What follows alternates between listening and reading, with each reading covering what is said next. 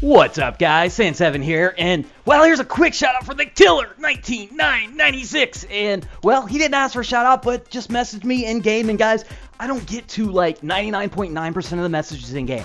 Really, most of the time I don't have time, or I'm AFK, but, well, I figured I'd give him a shout-out. He didn't ask for one, which is always a plus, you know, just was popping in to say hello. But let's get into this video, which is all about the free-to-play account, and here's a boss fight. You're going to see that I'm using a paladin, and I'm not using a champ, and that's why I'm just wasting a spot, because right now I'm not using Paladin to tank, I'm using Pumpkin Duke to tank. Because of the new magic with the boss fight, I get more damage by tanking with my Pumpkin Duke, because he's picking up that aggro from the boss, and I found the best way for me to do damage is to tank with him. But I need another stunner, and Champ is the man when it comes to stunning versus the boss. Now, also, I'm going to need to get some skills up, and I'm going to go into what I'm going to be doing with my shards.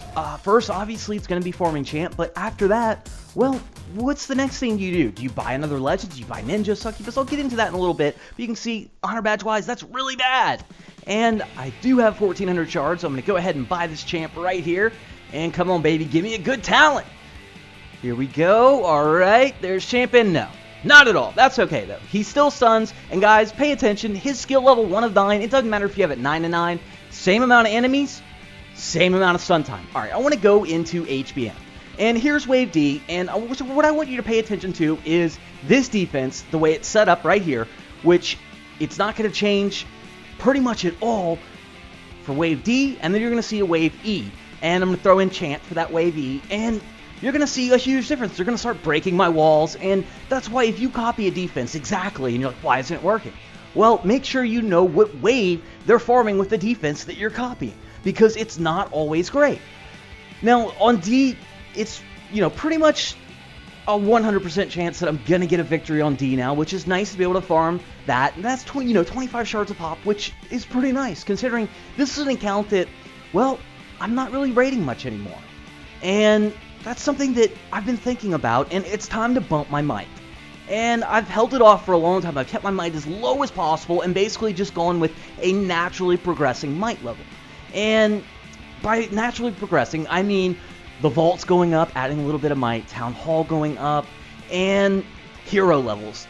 Those heroes going up. But now, well, it's time to start filling my altar with some extra heroes, getting a few levels on those heroes to bump my might, to get to the next might title, to get to the next level of quest, because guys, the quest is where it's at when it comes to honor badges, when it comes to the experience books. It's huge. If you've seen the video on my main account with taking my Minotaur to 9 stars, I had 7 million experience for him in books, and I've got another 2 million sitting in there after using all my books for him.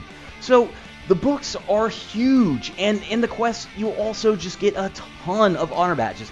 Not to mention the golden mana and shards and all the other good stuff. Alright, you can see on D5, they're coming in here. You can see the lines are perfect. They're having to walk all the way around to my towers. Gives my guys all day to just swing away, get the procs off, all over, bye-bye, and 25 shards. Not bad. Alright, let's move on to E.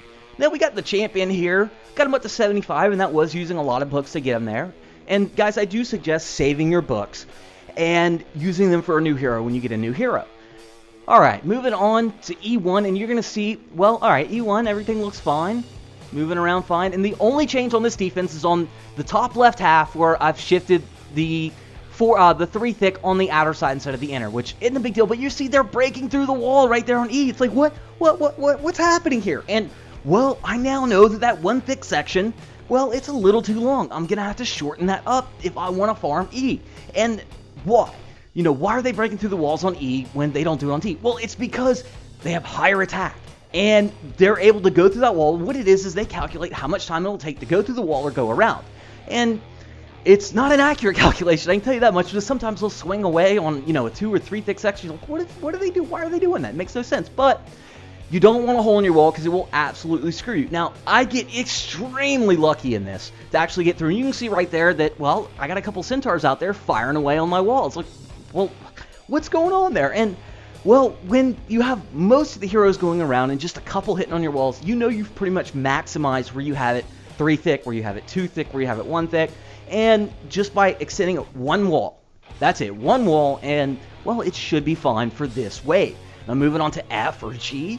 well, I might need to, extend that one thick section, or not extend it, but decrease it by one wall length. And that's pretty simple to do. You just add an extra wall. All right, moving on to E5, and it's the best possible spawn I could have got. It's on a tower that doesn't have a lot of damage. Also, you can see Thunder God's coming out there, and, well, come on, Thunder, there you go, buddy. And tower goes down, but by then, Pumpkin Duke's already procced once or twice. A Mortep's going off Thunder God, and just walking through E5. Gold drop, but that's okay. Getting by it, nonetheless. 30 shards, I'll take it. Now, like I said, what am I going to do next? Here are 5 heroes, and, well, this is before I had Champ, but this, I looked at it and was like, okay, well, obviously, I need Champ next. I need him for the boss. I need those honor badges. All right. Well, after that, Thunder God, already got him. He's the first one you should farm. Next should be Champ. Well, Paladin you get, Druid you get. Ninja Succubus, I don't advise shard farming. Not yet. Next one I'm going to grab is Reaper, because I already have a Mortep. Now, should you grab a Mortep or Reaper first? That's tough. It really depends, but talk a little more about that in the next episode. All right, guys, Saint 7 out.